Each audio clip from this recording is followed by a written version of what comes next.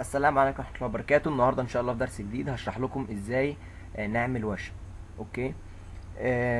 اولا احنا لو محتاجين وشوم تنزلوها، ادخلوا على جوجل واكتبوا صور وشم الفوتوشوب. اوكي، وادخلوا على الايمج هتلاقوا فيه صور كتير جدا اهو.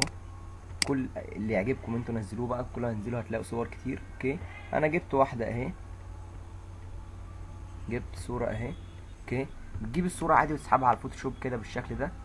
وبعد كده بتروح جاي هنا عامل لها مالتيبلي دي قصدي مالتيبلي. اوكي، مالتيبلي اهي، مالتيبلي. بعد كده قرب على المكان مثلا اللي عايز تحطها فيه هنا مثلا، وتظبطها كده على حسب مثلا انت عايزها هنا اهي. مثلا انت عايزها في الحته دي بالشكل ده، بس نكبرها شويه اهو مثلا.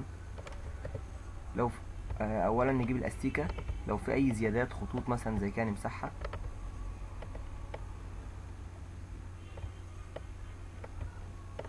نعمل كنترول تي، وارب وارب، ونبدأ اي زيادات مثلا في الوش نفسه نشده كده اهو، بس نخليه كأنه لافف على الدراع. نشد من هنا شوية كده بالشكل ده.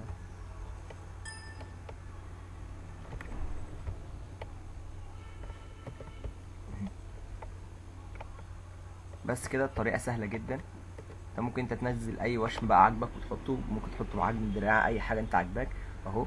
ممكن تخفف الوشم حاجة بسيطة عشان تحس ان هو في الدراع نفسه بالشكل ده اهو.